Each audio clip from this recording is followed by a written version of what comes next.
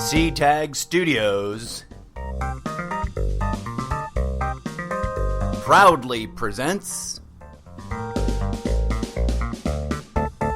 the Almost Daily Zencast with your host, the incorrigible Mr. Zeppo.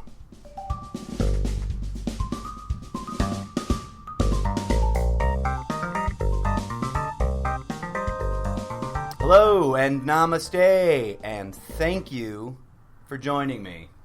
Thanks for listening. I want to express my gratitude. It's deep and it's sincere. Everyone has lots of options of how to spend their time and what to consume for entertainment. So if you're listening to this, I want you to know that I personally thank you. Okay, so fake news. Fake news and alternative facts.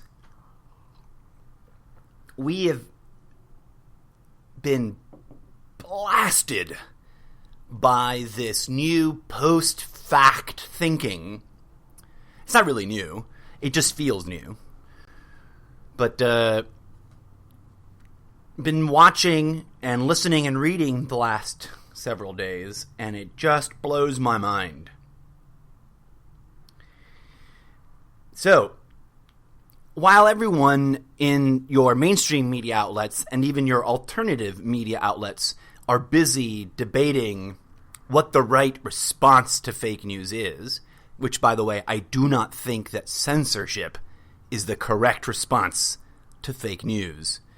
That's how you get to state-run media that's pure brainwashing. Not that we aren't almost already there now. But we won't go down that rabbit hole just yet. Everyone's arguing about how to react to fake news.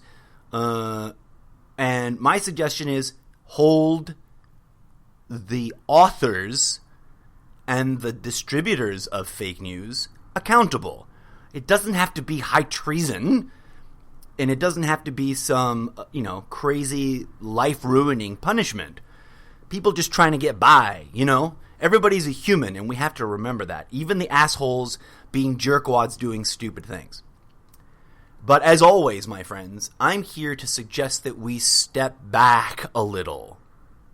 That we zoom back and look at stuff beyond the immediate context. Fake news. It's really hard to pinpoint where fake news originates. Not in terms of the individual articles, but rather in terms as a phenomenon in human society, because human beings have free will and therefore have always experimented and or played with telling things that are not true, getting away with sharing stories that are verifiably and demonstrably inaccurate and getting people to believe in them without questioning. So that's why today I would just want to spend some time talking about what I think is one of the OG fake news stories. It's a cloud of stories, or a network, a little collection of concepts that, for most people, are just to be taken for granted. And here's where I'm going to start.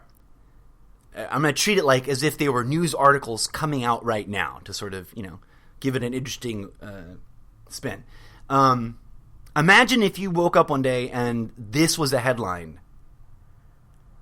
Earth is inanimate, just a place for us to destroy.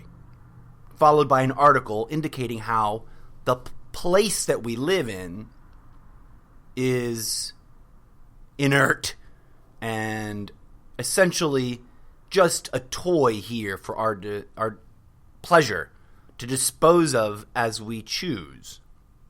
That, my friends, is a lie. All right?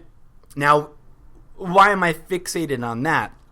Why am I choosing to start with that? I don't know if you've noticed, dear listeners, but this flat earth, round earth argument has taken on a crazy life of its own on the internet. And I don't even go. You don't have to go further than Facebook, which to some people has become the entirety of the internet. But there seems to be new flat Earth truther movement groups cropping up every week. Now, listen, I get it. There's a lot of interesting anecdotal and what's the other word I'm trying to say? Anecdotal and sort of indirect evidence for the world being possibly not a globe. But there's also plenty of sound proof or evidence that the planet is a globe. So how do we determine it? Well, I'm not here to endorse either side of that argument. I'm here to transcend that argument. Because this is not a new argument, right? I think humanity has been arguing about the nature and shape of this place that we live in for as long as we could talk. What I do want to say is what I owe, and some of you may have already seen this or read this from me, because I love to occasionally, it makes me giggle to jump into a middle of some debate, some thread of commentary about world is flat because, this proves it, and this proves that the world is round. And just stop and ask them, what are we achieving by arguing about the shape of something that we as individuals cannot perceive in its entirety? Let's be honest. Until you and I can individually afford to get into a spaceship and fly to the moon, we will not truly know whether the world is flat or round. We will only choose to believe an ideological construct. Okay? So, flat Earth is an ideological construct. Someone decided to try and describe the world, and this was their choice to describe it that way. So is round Earth. It's an ideological construct. Now, people who are hardcore science fans will say we've already been to space and we've already verified it. But I will ask you as an individual, unless you're an astronaut, have you been to space? Right? No. So if you haven't been to space, what you're doing is choosing to believe the description presented by the scientific community. I'm not here to disparage scientists. I love me some science, especially when it's verifiable, repeatable, and anyone can, conduct that experiment in order to achieve the same results. That's one of the problems with the flat Earth, round Earth argument on the ground here. Very few of us have the direct capability of conducting the visual experiment of finding a way to verify the shape of the planet. But the argument is meaningless. It has been. This argument throughout history has always been used to divide and conquer. So I like to show up into these debates and you see people posting all this evidence and all that evidence, blah, blah, blah. And I stop and go, hey, do you notice a pattern? Flat Earth versus round Earth. Democrats versus Republicans. White versus black. Cops versus poor people. They're always drawing these lines of division and encouraging us to debate and argue and fight along these lines, instead of uniting across and transcending the boundary of the conflicting ideological constructs in order to either solve a problem or re-engineer the ideological constructs to get closer and more accurate description of what's going on.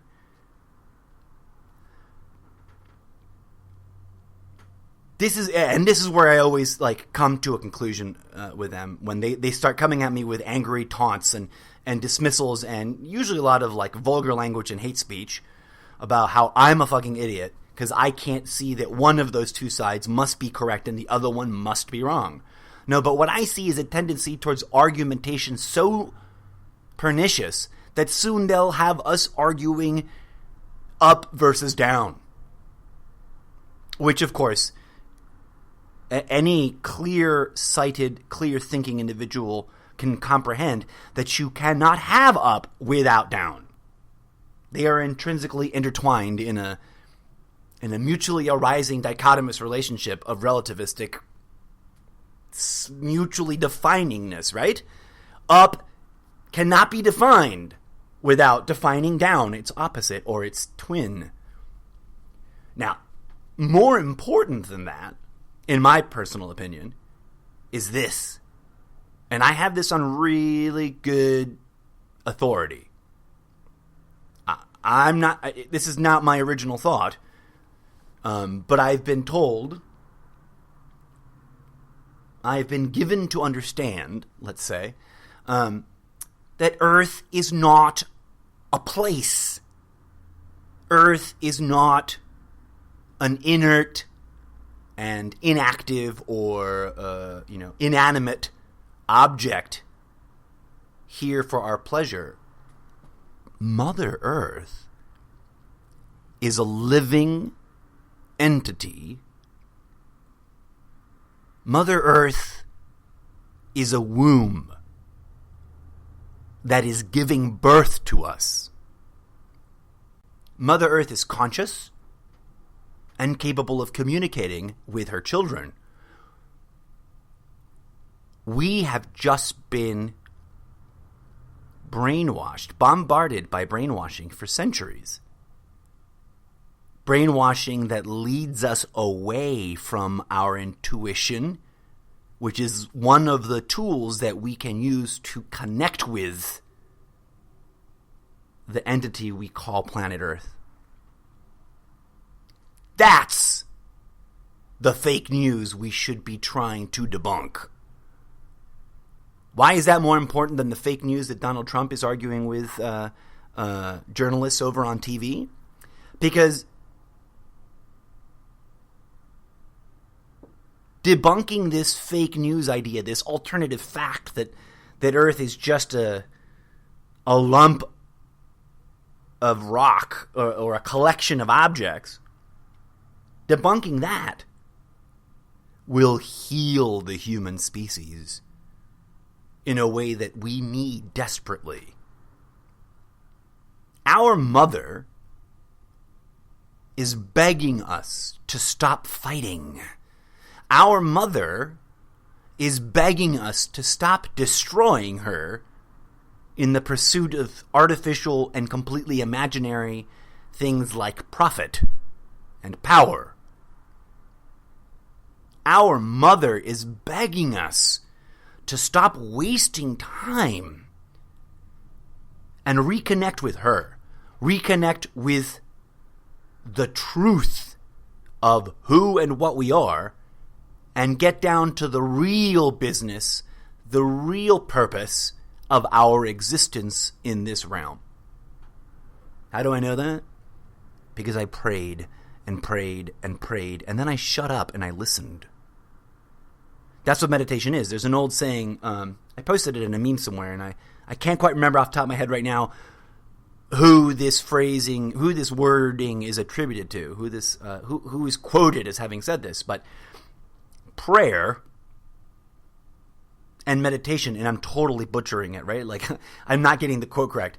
Prayer and meditation are two sides of the same coin. Prayer is speaking to the cosmos, to the universe, to the thing you call God, and asking of it.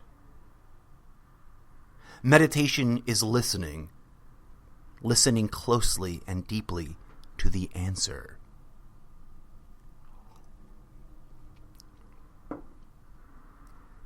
Think about that. With a little bit of research, it's easy to discover that in every major religion, deep in its historical roots, there was originally a strong meditation component to the teachings being shared. Christ spoke about meditation. Muhammad, Buddha, Abraham, and many, many others whose names have been forgotten, not worth bringing up because people will be like, who the fuck is that? But it's there. It's there. And all you have to do is look past the ideological structures that we've been force-fed and look back into history at an earlier time when writers were openly writing about this within the context of their religion. Catholic, Christian authors. I say that because Christianity is so bifurcated now that they're always arguing about which version of Christianity is righteous and which versions of Christianity are bullshit.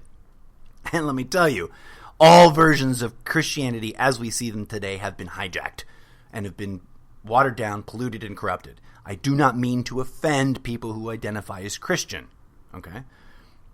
But do some research into your own history, or into the history of the ideological constructs that you're choosing to believe in. If you go back in time, you will see authors from the Christian world writing deeply and passionately about meditation. There's examples everywhere. I don't have them sitting here at my disposal to give you direct links, but that's because I'm challenging you. If you're curious about this, I'm challenging you to go discover for yourself. Okay. So that's a profoundly important fake news thing, right? We're talking about facts and things that are not facts, the opposite of facts. We have, as a global community, been force-fed the lie that we now call a fact, that the world is inert and there for us to do what we want with. And that is one of the most insidious, dangerous, and deadly lies that human beings cling to, especially when it's part of a religious context. In Christianity today, you ask a real blind, like Bible-thumping Bible thumper who clearly is just regurgitating, brainwashing, whether or not God approves or disapproves of things like fracking or oil. And they will tell you that natural resources, the bounty of the world, was put here for Christians to exploit. Anybody who's not caught up in that brainwashing can see right away that that's really dangerous brainwashing. So, fake fact: the world is flat or round and inanimate. True fact, real thing, and you can verify this. You can experience this yourself. You don't need to believe me or any of the other people out there, because there's millions of us who speak in this way and who share this kind of thinking. I'm not alone in this. You can directly experience the emotional, energetic, spiritual presence of Mother Earth.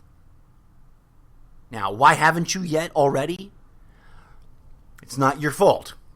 Well, it is in a way, because we are all one, and we have to take responsibility of what we are doing to ourselves, because we are one. You are another me, and I am another you. That is another thing that I'm not asking you to believe in. I'm encouraging you to go experience. So we're doing this to ourselves, and we are blocking ourselves, preventing ourselves from having a deep, direct, and personal spiritual relationship with Mother Earth. Why? Same reason all the other madness in this world is going on. A really, really long time ago, before America existed, before most of the nation states that we recognize today existed, back in a sort of almost lost period of history, before the Tower of Babel, we as a species were in an era very much like the one we're living through now. We were advancing in technology, we were advancing in our understanding of the cosmos, and we were sort of in an inverse opposite cultural place than we are now. The spiritual movement of enlightenment was sort of the prevailing majority. But there was a very strong minority of people that, while they understood the benefits and the potential of advancing in our path of enlightenment as a species, they liked some of the mundane things of material wealth and power, control, profiteering, to put it all in one word. They liked that so much. They liked profiteering so much that they allowed themselves to fall into the ego trap of figuring out a way to make that the status quo. And they did it.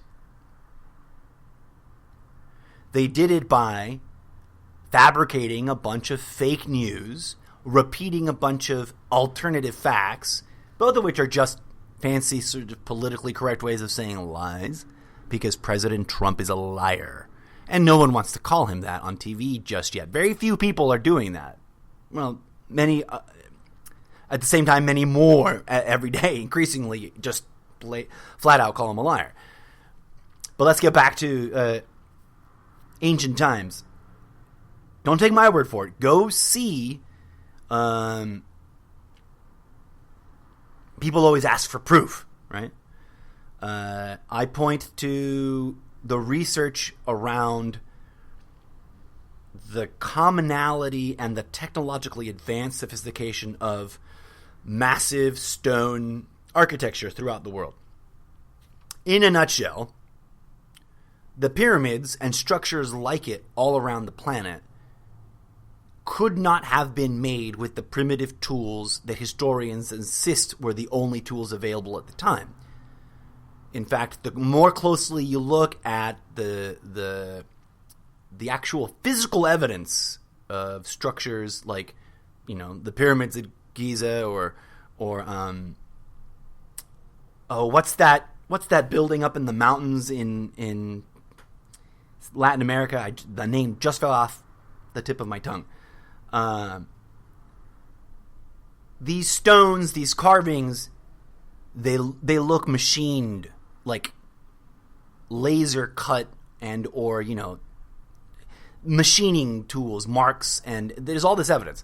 I don't have it all laid out in front of me, right? Like I didn't. This, by the way, for anybody wondering, is a totally unscripted talk show. I don't come in with very much. I'm just sharing with you my thoughts and opinions based on stuff that I've researched. I'm not pulling things out of my ass. We can go and find all the source material together if you want.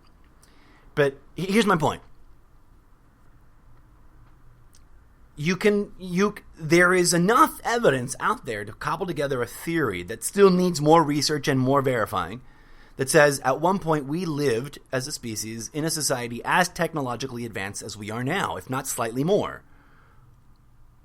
Right? And then we had, everyone is familiar with the terms like the fall of man. I humbly suggest to you that the fall of man is not some fall from grace in the eyes of God, but rather it's a fall from our own wisdom and enlightenment that we had achieved as a collective, sort of, a pretty serious advancement up the virtuous spiral of ascension. But there was a strong enough minority contingent of human beings with a lot of leverage, a lot of power, a lot of resources, and a lot of charisma that wanted to cling to the profits available on the ego trap downward spiral, the vicious spiral. And they, for a short period, succeeded in completely resetting the evolutionary clock on the Enlightenment scale. We'd obviously already achieved the basic sort of physiological evolution. We're not done evolving, but this hijacking of society and religion, institutions, and culture at large by the profiteers certainly stunted our growth.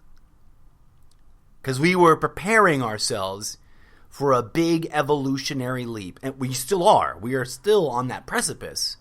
And while we've experienced a major swing backwards, just imagine things like the Dark Ages, etc., right? We really sort of lost a lot of ground on the ascension path as a whole, as a species. It was all a necessary part of the experience. And we've now come back to a place of equilibrium where people are reawakening to that which we've already discovered centuries ago. And it's quite simple. Another headline of fake news: "You are not God." That is a fake news story that has been repeated so much it's taken as fact by people from all kinds of religions and spiritual places, to the point that people have created excuse me, atheists usually sort of get really riled up when I call atheism a belief paradigm, because it is. But they don't want to hear that because they think that they believe in nothing. But what they are believing in is the absence of things that don't require belief. God does not require your belief. You know who requires your belief? The profiteers. The profiteers hijacked religions and then reassembled them in such a way to separate us and prevent us from connecting to our own true individual divinity. Why? So they can continue profiteering. Duh. Right? So the world is our mother and we are the son, Christos. Here's another, old school fake news. There's only one prophet that speaks the truth. No. That's a lie. Any kind of elitism, exclusionism, any kind of my idea is better than your idea in terms of religious ideology, once you wrap your brain around it, you realize, oh, they all argue that. They're all wrong. Okay? Why do all religions that we're aware of in the world today argue over, essentially all have statements somewhere in them saying that this is the only real one. Everybody else can go fuck off. Why? God would never need that. Why would God want that? Why would the divine loving Father of all life choose to then put us at odds with each other? It certainly isn't to destroy each other in his name. The only reason I can think of why God would allow that is because we are here to learn those lessons of transcending ideological bullshit, right? God does not operate the way in which we have been taught in any of the religions that exist today. They've all been corrupted enough as to be a very, very poor guide to understanding God as God actually is. How do I know that? Because I've tried. Since I was 9, I know that sounds crazy, but since I was 9, maybe even a little younger than that, I've been fascinated and obsessed with religious ideology and its roots. And over the years, I've researched into it very casually. I'm not a professional. I'm not an academic. I'm just a human being with a voracious curiosity and a desire to comprehend the world that we live in and the God that made it. And trust me, in this process of investigating, I tried on every ideological hat. I tried to be and think like and behave like an atheist. Long story short, whenever I tried on any of those hats, it felt good for a hot minute, but then eventually it no longer seemed to serve any purpose to cling to that ideological construct. So fake news isn't new. And yeah, there's a new twist on it, and it's certainly coming at us at a mile a minute nowadays. But if we really want to get at the root of it, we need to look past the current instant and go back and really question the oldest and the most profound of the, false constructs. Why? Because the more accurately we can perceive the universe, the more directly we will be able to commune with and have a relationship with the universe as a living entity. The planet Earth is not an isolated spinning rock globe floating in a vast empty void of nothingness. It is an organ in a living being.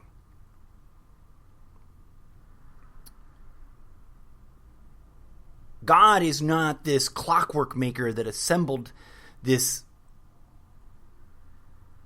clockwork meat grinder of craziness and then let it go to watch and judge us at the end. That is not what God is. And anyone, I cannot prove it to you with debate skills.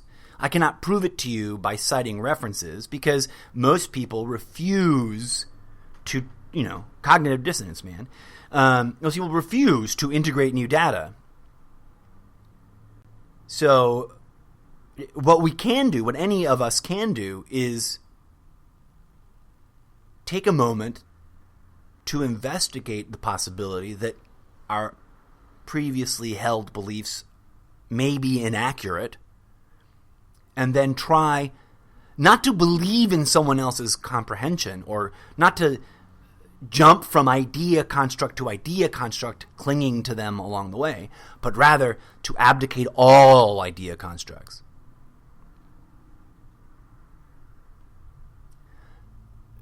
It is our responsibility as individuals to facilitate with love and compassion and forgiveness everyone around us.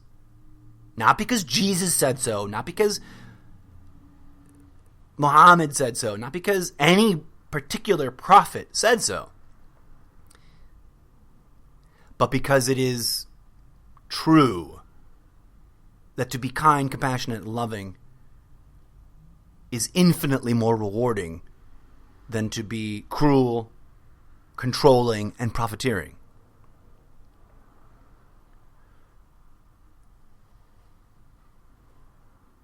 The tricky bit about debunking these old school fake news items, these persistent ideological control systems about the nature of reality, the nature of ourselves, is that it's really, really hard to sort of just go, here you go, here's a thing that proves it. Right here. I mean, I just held up Karen Armstrong's The History of God, which, by the way, will be the subject of the first episode of Explicit and Unauthorized Readings with the incorrigible Mr. Zeppo, a little side project I'm going to be posting soon. Or I can pick up, Alan Watts, The Way of Zen. There's plenty of books. I have a massive library of books written by people who approach this subject. And guess what they all say? You can try to prove it to you this way, but ultimately, the undeniable evidence, the irrefutable proof, resides within you. Yes, you. It does not reside within some special privileged individual that must be adored and worshipped and turned into an icon. There's been a meme floating around for quite some time. Buddha was not a Buddhist. Muhammad was not an Islamist. Jesus was not a Christian. They were enlightened ones who understood and saw clearly the nature of reality and spoke that truth to the power that was oppressing the people around them in an effort to liberate the species and advance along our spiritual evolutionary path. That's why at the core of everybody's teaching, you can find love, the golden rule, and statements from the divine entity stating, I am you. Don't take my word for it. Go really read Christ's words. Go really read. Have you read the Quran?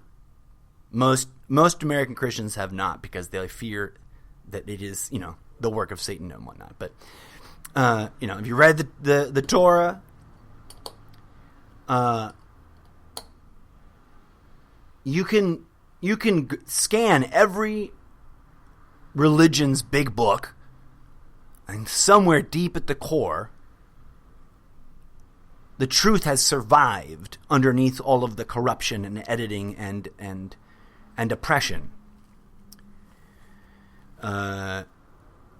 Statements like, I am the Alpha and the Omega and everything in between. What does God mean by that? What is Alpha and Omega? It's not just the first and the last. It's not just the beginning and the end. That statement is all-inclusive. If God is Alpha and Omega and everything in between, then God is you.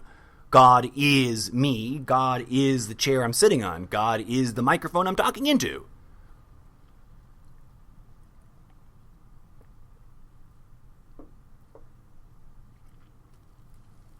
These are the real fake news, the real alternative facts we need. That was a confusing statement. These are the issues we need to be addressing. Why? How does any of this relate to Trump, the fight between Republicans and Democrats, and the existential threat of terrorism around the world? How? It's obvious. It's right there in the words of Christos. What you do to the least of your brothers, you do to me. The moment that Christians, Jews, atheists, insert whatever ism anybody is clinging to, the moment any individual abdicates their isms, their belief constructs, they allow themselves to perceive the universe accurately. You, my friend, you, dear listener, do not need anyone to tell you what to believe in. Least of all your ego, mind you. Do not forget that your ego is not your friend. Or as one meme says it because it rhymes and it's funnier, your ego is not your amigo, buddy. It's just not. The ego's job is to preserve the body vessel, to preserve the flesh. And it's gotten on its high horse thinking that it is all that matters. That's why we're shallow. We're fixated on how we look as opposed to who we are, etc., etc. Should put that up on the collective of fake news articles that we're trying to debunk. Your ego is what you are. Bullshit. But we've been told that. Our whole culture is an ego-cultivating, ego-stoking, crazy-making, sociopathic system of oppression that hypnotizes those oppressed so that they may love living under that oppression, or at least think that they do. So, as you move forward and cope with the crazy fake news happening today, reflect on the oldest of the old school fake news, the oldest of the lies. Meditate and reconnect with your divinity. That's the only response. Once you understand that they've been lying to us about these things in order to oppress us and profiteer us and enslave us, then the only viable response is to transcend those boundaries and liberate our minds and souls and hearts and bodies from those chains. And to the best of my ability to research these things, the most effective way is to simply begin to meditate.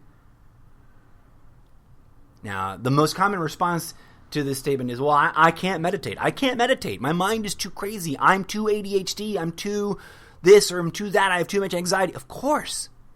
Of course you do. I had this conversation with a very, very dear friend today. And I wished so intensely that I could have been there for her in person, face to face. It's so much, for me, the way I work and the way I know how to facilitate others is a one-on-one, face-to-face sort of process.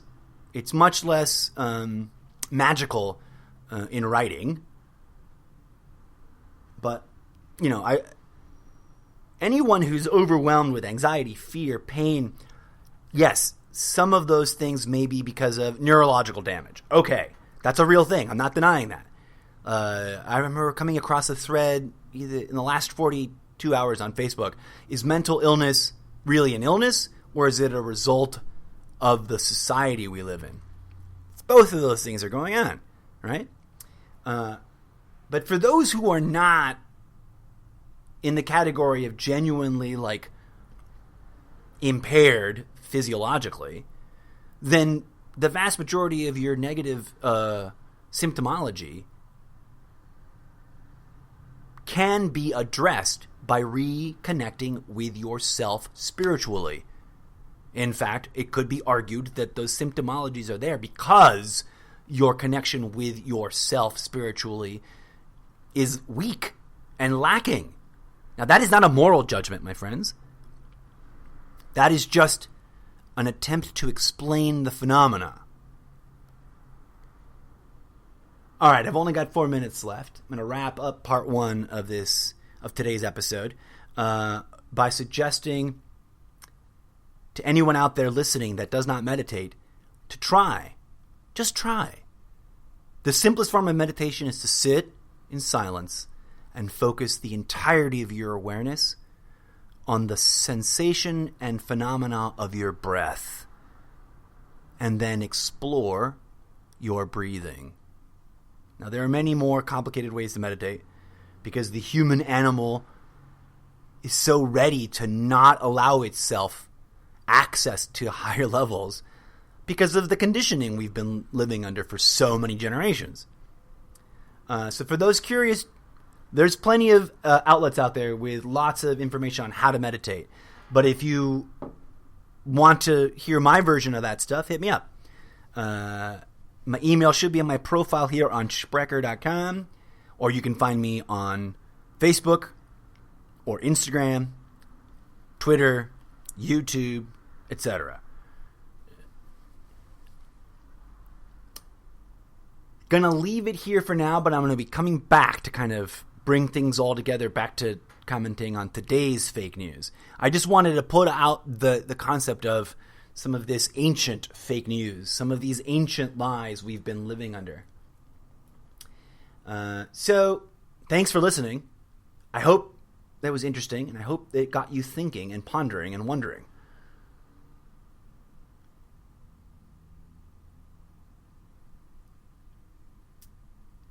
Thanks again, and may peace, love, and grooviness be with you. And as always, I invite your comments, feedback, questions, and critique. I just will not engage in hate-mongering and hate speech.